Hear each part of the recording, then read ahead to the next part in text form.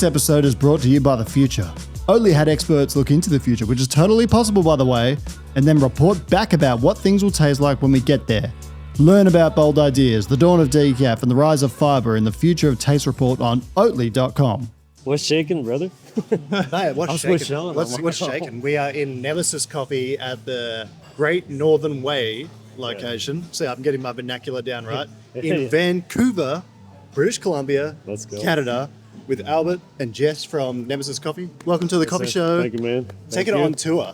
So got a different setup today. So not bringing the whole podcast kit. Last time I did that, it was just luggage bag was too full. Yeah. So haven't committed. But Vancouver is a fantastic city. Man, how do you feel so far about it? I've been absolutely blown away, and it's a fantastic coffee city as well. So, and you guys are, as along with I'd say like, you know, the Nemesis stores and Revolver have been fantastic. Congratulations to yourselves and the greater coffee community of Vancouver. We gotta bring Kirk around to the rest of the shops too. It's no shortage of amazing coffee here, so gotta do your round before you're out of here. You're out of here tomorrow. I beg your pardon? You're out of here tomorrow. Yes, going to Calgary tomorrow. We're very sad. Well, it's been a fantastic few days. Ben, take care of him, please. But I'm really interested in your guys' story and how you got started, because you're up to how many venues now? We got Nemesis, which is 5 venues. We got a bakery, which is called Dope Bakehouse, just the one. Yep. And the new concept called Bam Bam, which you popped into. Yeah, I love Bam Bam. Just the one of that. Yeah. So that's 7. So 7 venues. And so what was the point where you both sort of decided we would like to work together and open our own joint? And so firstly, was that conversation like, and how did it start? And then how did you actually get the place built? Less formally. You want to take that one? Less formally, yeah. I mean, we were kids. Yeah, we were kids. We grew up in the hospitality scene, and him and his family had a shop on Commercial Drive. I lived up the street, walked by it every single day, on the way to work, coming back from work. Just started naturally as a guest, having a conversation. Started working together as well, and then we just, I was had an 18. I'm it's like sadly like a high school dropout. Opened up a shop. My sister, Albert, was manager at the time from a different cafe. What kept coming into our shop, and he came in with Albert one day, and this is like the closest dude to my age. Everyone else that was like we employed was older than me. This guy was my age, but also just like switched on. Yeah. And was throwing down. You were like already, he was banging out some crazy latte art. He was like 16 or 15, 16? 16? Yeah. And then we locked in, and then I think your manager at that time was like, You should work here. Yeah, he's like, you're not going to advance with me. You should be here. Yeah. And then that shop ended up closing like a year later. There was so much that was right about it, so much that was like not working, and we were kids, just trying to figure it out. Shut that shop down, sold it for pretty much the amount of money that we put into it. Took a pause, and then went and worked in some other fields. You started pursuing, you're going to university. Yeah, I went to school for architecture. I got my degree in that midway through my first shop at Gastown. So Yeah. So you were studying and opened a coffee shop. Yep. Okay. Yeah. Third year of architecture school. Yeah. Also opened Nemesis Gastown. We got. Well, surely that skill's translated to what you're doing now. Oh yeah, 100%. Oh, It's been man, every day. Every day. I studied political journalism. I now make lattes for a living. I don't know, man. This is. Oh no, we're not we're not too political. Good save. The journalism part's working. Yeah. But I was interested. You said something last night that caught my interest, Jes, was that you had a moment where I think 6 months after you opened the first Nemesis store, you decided to sign the paperwork to open another one. Two more, actually. Two more, okay. Yeah. And you weren't really in a financially strong position to do so. No, how we started, so we don't come from no money. None of us had money. We grew up, proverbially broke, and we had no parents to rely on or any of that stuff. So everything that we built was on our own merit. To get that first shop across the finish line was like it was crazy. It was just shit tons of rejection. One, because we're kids.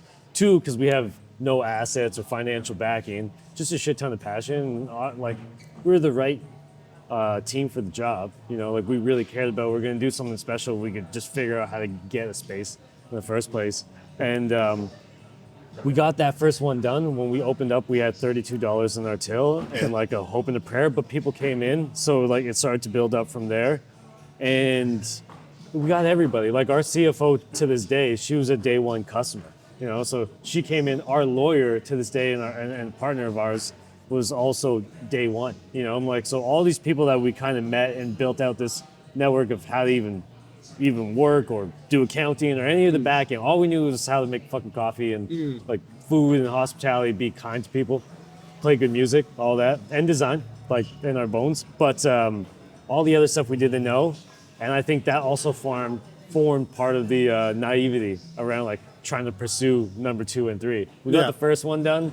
We survived a shop even prior to that like didn't really work, and we made it through, opened one up. We were headstrong, and there was the right opportunities that were popping up. This venue in particular that we're sitting in now, and I just started negotiating with them. But I was 23, you were 21, and it was hard negotiating, trying to sell ourselves, and we had no money to do any of that shit. But kind of like blind faith that we would figure it out. So. Excuse me. Oh, that was brewing for a second there.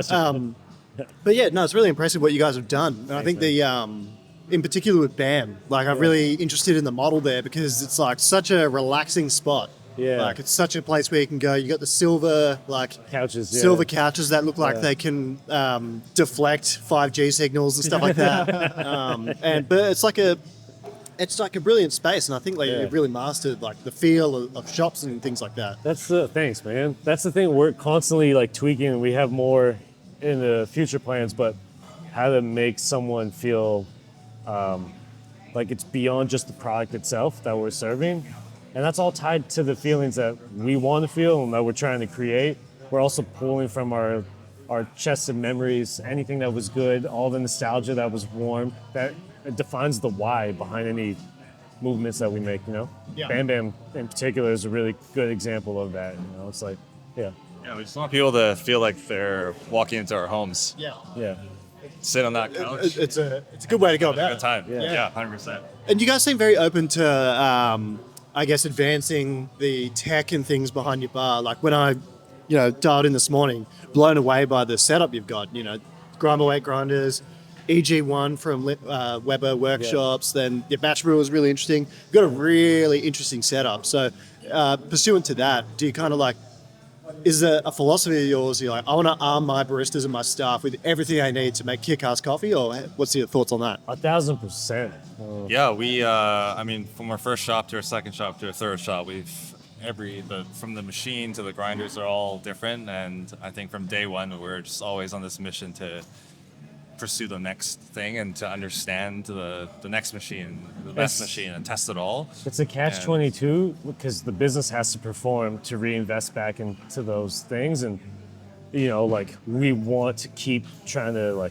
reinvigorate, but man, it's a balancing act. Like we said, we didn't come from the money. Like everything that we've done, we've had to go build ourselves. Yeah. So when we get a new espresso machine or one's breaking down, we've replaced it, or we get a better grinder or any of those things, it's rewarding because we really had to earn that shit. The team really had to work and earn that. Yeah. But we don't take it for granted, at all.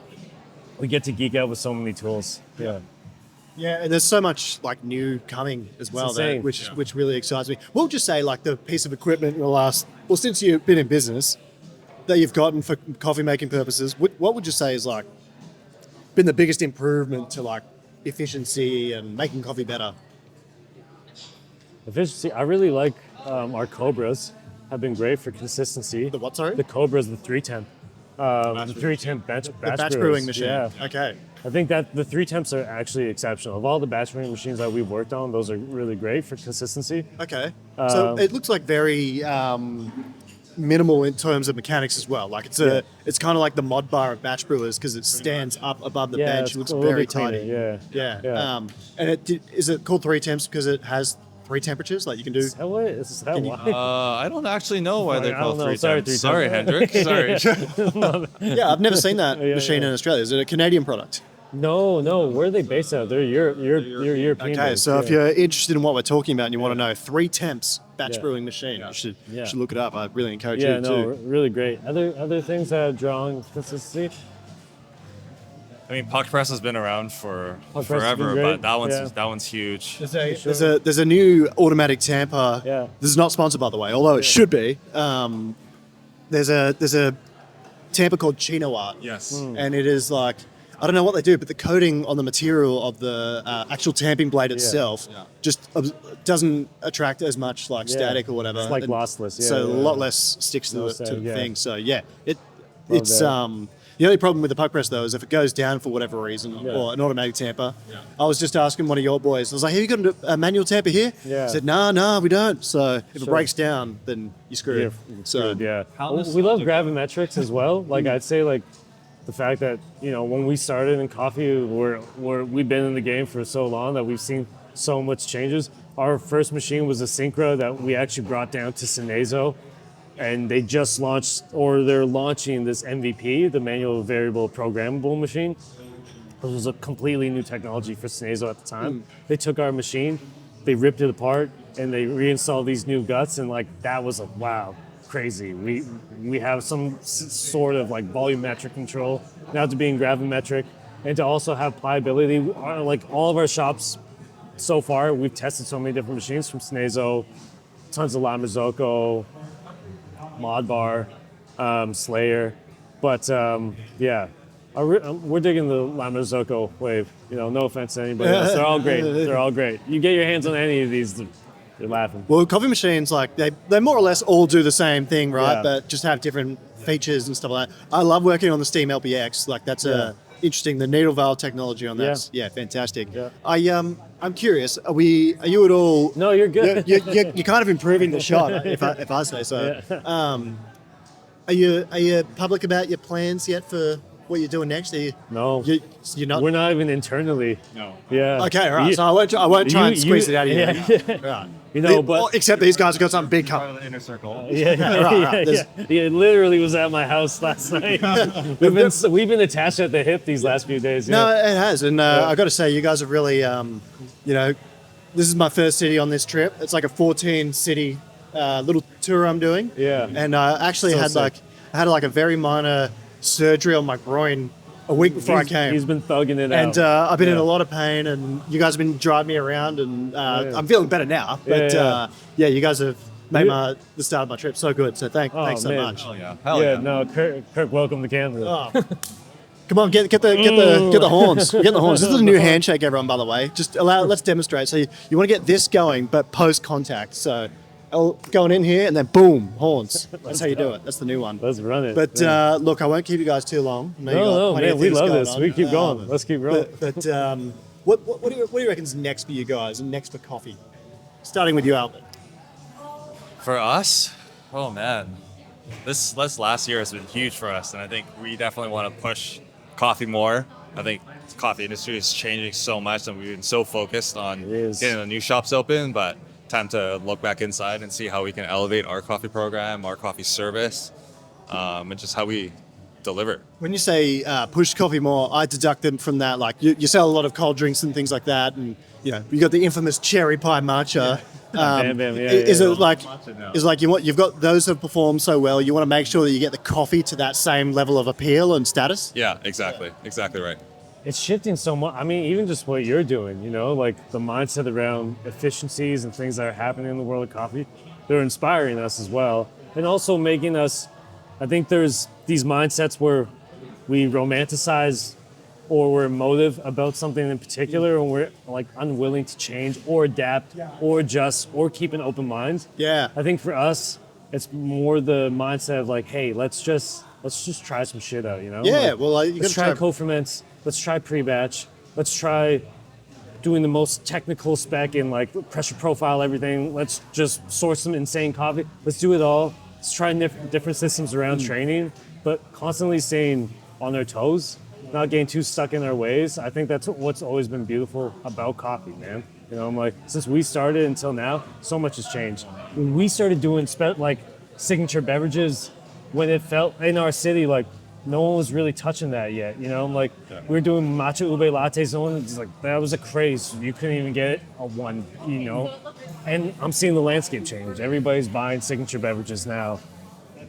Everyone's doing co-ferments now. Like it's just like so much just keeps tweaking or adapting and. The accessibility to information and flavor profiles, that's been like so much easier than, you know, when it was even a year ago, 2 years ago. Shit. You got ChatGPT. Yeah, you know, like, the use of AI to try to learn faster has been incredible. So now it's like, even hey, how do we measuring take that data information? and measuring understanding data on the back end, like it's crazy how that's impacting it. There's never really been a more exciting time to be a barista than now, in my opinion. Like the amount of stuff that you have access to and the amount of shit that's been taken out of our jobs, right? Yeah, like, oh man, over the years, crazy. like, you know, you think of grind bar weight grinders and like so many things that we don't have to do anymore that are so good. Worked on the Mazda, you just keep this fucking clumping. The distance was crazy. You're just trying to get in.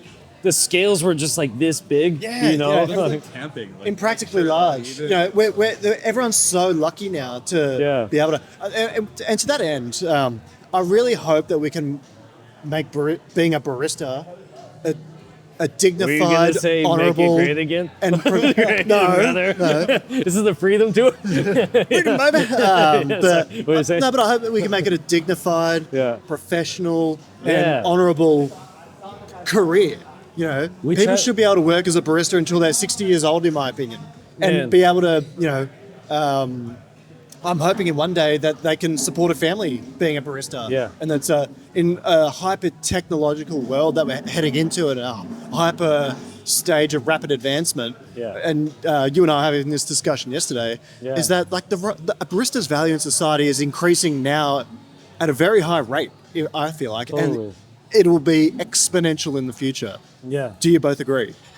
Yeah, I think 1000%, that's why we focus so much on hospitality, because technology, AI will never replace this human connection. Yeah, this feel. When this is this strong, we can use them as tools, but indeed, like when we were even talking to our teams internally, is like one of our shops could see, let's say, like 1,000 people in a day, especially when it's busy. We even have the probability of seeing more. Even if we're seeing less, you know, it's like that's so many impressions just channeled through one venue. And coffee outside other hospitality venues is very ritualistic, you know, so you can see that person again and again and again. You can actually have measurable impact on that person's day, you know? So I'm like, I feel if you multiply that, you know, let's say we had 1,000 and you're batting high, like everyone's getting a good time, like having a good experience, not just the product, just the experience that they're getting, the communication they're getting. And then you multiply that across the multiple venues, that, at least just even internally that we have, it's like thousands and thousands of possible positive impressions daily to send someone off on their way a little, just literally a little bit better. I know people come out here and tell your shop or all these other great shops around the world seeking a little bit of that solace, you know? Speaking of which, this was just ranked where did you rank in the global coffee shop ranking? 15th. 15th. So you're within the top 15 of the world. Yeah. I think you're a bit higher than that. Oh man, you're fucking way too nice. But we're like, okay, in all fairness, there's some amazing shops out there, and we try not to like buy that hype, you know, like, but it is nice for the team, you know, like Canada never really got much tons of recognition in the world of coffee, I'd say, like, or it never really felt that way. I mean, I think what Ben has been doing, or Cole has been doing, Coltro, Ben Put,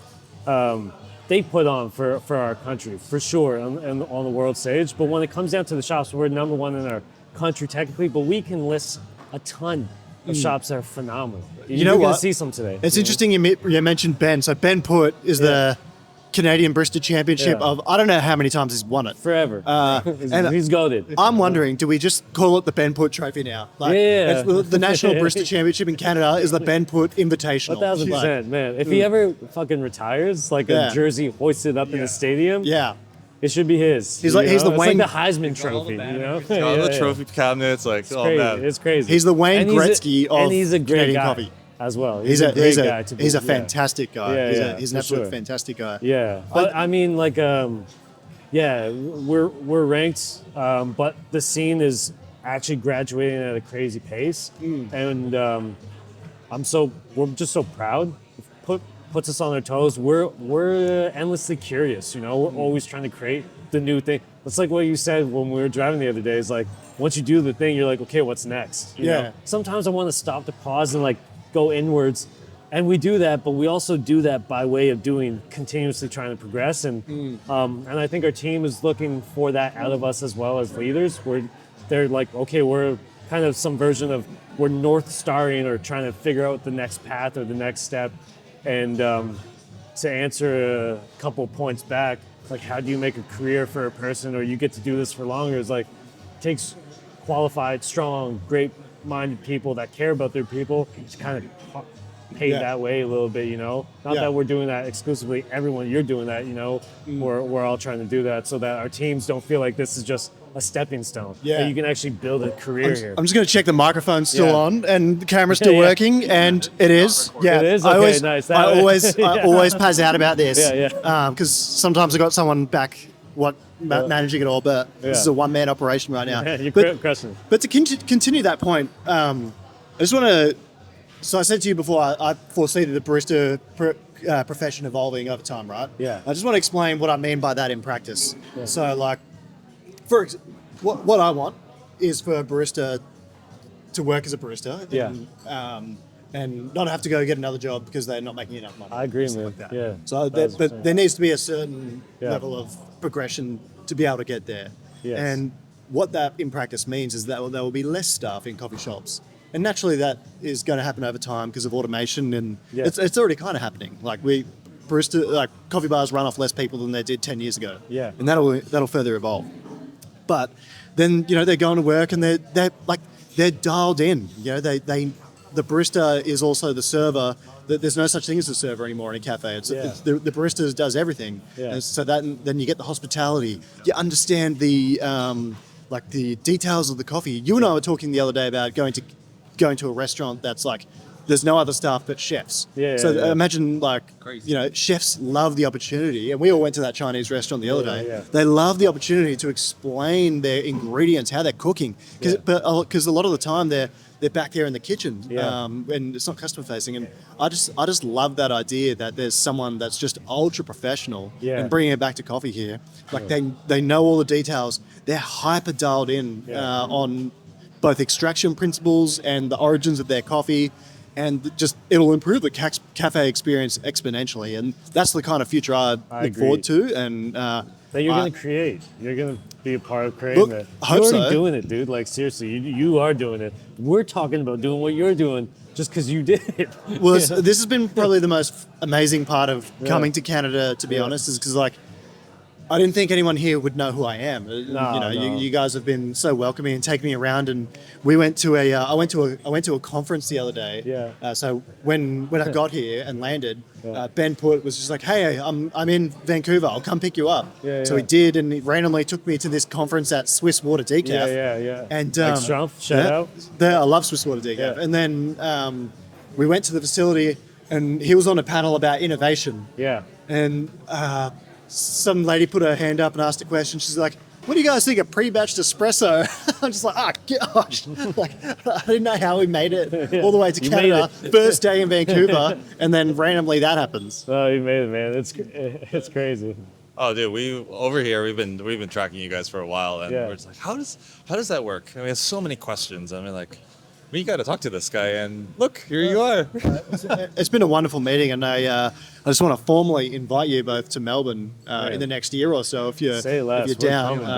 We'd love to have you and host you, and it's been good on some shit. You guys are. I mean, you've been paving that way for forever, you know. Well, it's a fantastic coffee city, and you know, we'd love to have you. And thanks, man. I got to show you around. My man's been taking me to restaurants, driving me everywhere. Well fed. You next cities have to fucking step some shit. Oh man, yeah. Come to Vancouver. Come to Vancouver. But we got you if you come. Look, we'll wrap it up here. But I just want to ask you before you go, what's one thing that I haven't asked you or we haven't spoken about that you'd like to leave on?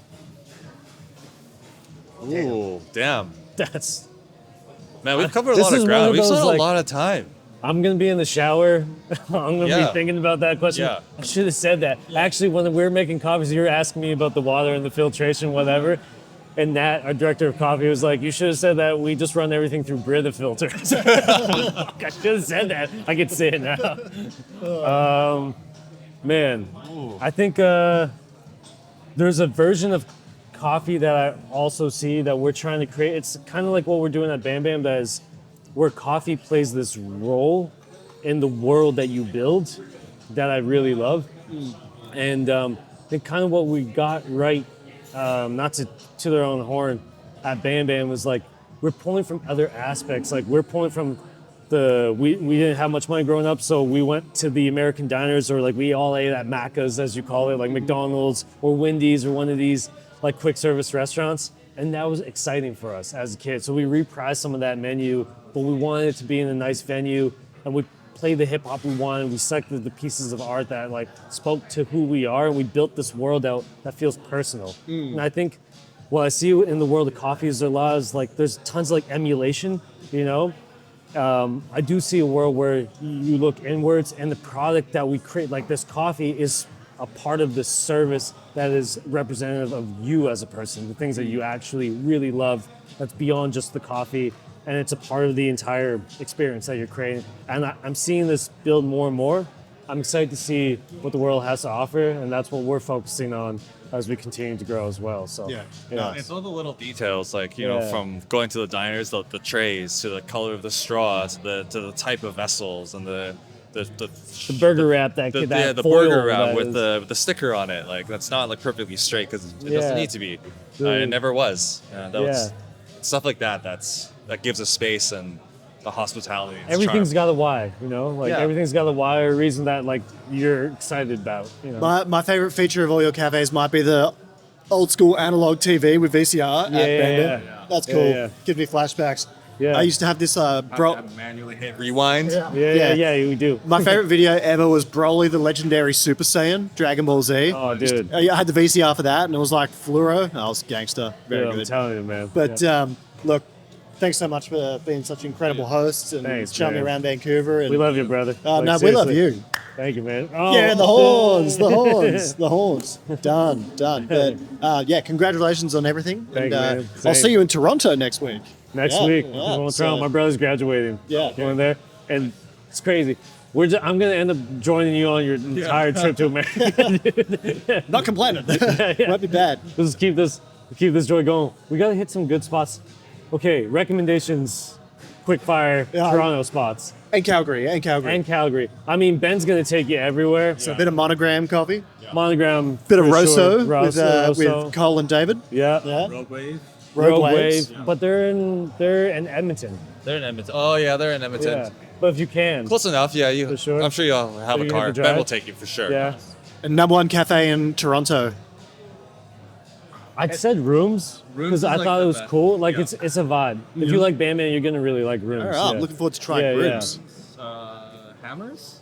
Yeah. Hammers. Okay. I said Finca. Fika. Yeah, and I haven't been there, but they're on that top 100 list as well, which is Seven Mystery Yeah. out in Scarborough. Yeah, We'll hit that together. Yeah. You want to do it? Done. All right. We're coming. Oh, two of those in one. Hey, man, those are Slappage, isn't it? crisp. Everyone's looking. It's like, So it's good. crispy. Yeah. But let's wrap it up there. All right. Thanks so much, guys. Thanks, man. In Australia, the super Australian way of saying goodbye is hooroo. Hooroo. Hooroo, so Hooroo. hooroo, mate. Hooroo, mate. You can either listen to the third Oatly ad of the day about how you can go to oatly.com and find recipes for the amazing drinks, or read the Future of Taste report. It's from the future. Or learn about the sustainability work. Or you can press the 15-sec forward button on your pod playing device. It's totally up to you.